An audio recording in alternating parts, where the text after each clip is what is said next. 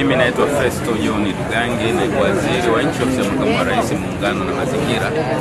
Leo nimekuja kwenye ofisi za kamishna wa ardhi mkoa wa Dodoma. Nimekuja kuchukua hati, na hati hii mimi nimeomba ndani ya siku 7 zilizopita. Nimeanza mchakato wa kujaza fomu, kulipia, na nimepigiwa simu kwamba hati iko tayari. Kwa hiyo muda ambao nimepata hati hii ni muda wa siku 7. Kwanza nitumie nafasi hii kuwapongeza Wizara ya Ardhi, kamishna msaidizi wa ardhi mkoa wa Dodoma na watendaji wote kwa namna ambavyo tunaendelea kuwahudumia Watanzania katika kuhakikisha wanapata hati bila usumbufu. Lakini jambo kubwa, serikali ya awamu ya 6 inaongozwa na Mheshimiwa Dr. Samia Suluhu Hassan imeweka kipaumbele kutatua kero za wananchi na kuhakikisha kwamba haki ya wananchi kumiliki ardhi inasimamiwa. Haki haicheleweshwi na wananchi wanapata haki kwa wakati bila usumbufu wote.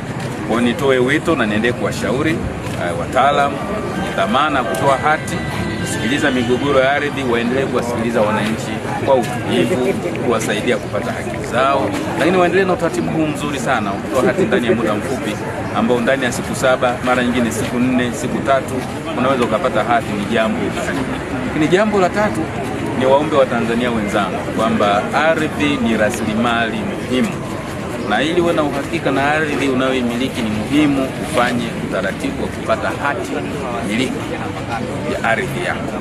Kwa hiyo tuendelee kufuata taratibu kama wataalamu wanavyotuambia, tuweze kupata hati zetu.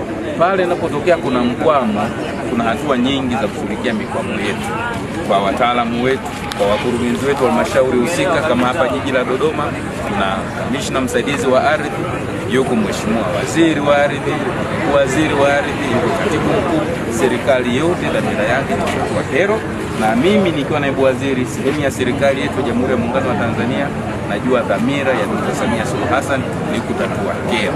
Tuhakikishe tutaendelea kushirikiana nanyi wananchi pale kwenye kero, tutatue, mwananchi apate haki yake kwa utulivu, kwa usalama, bila usumbufu. Kwa hiyo niwapongeze sana Wizara ya Ardhi, na swala hili la kliniki ya ardhi ni jambo zuri, na niwaombe mimi kama mdau mwananchi tuendelee na maeneo mengine, halmashauri zingine, mikoa mingine, kusogeza huduma hizi karibu zaidi kwa wananchi, wananchi waweze kunufaika na huduma hizi.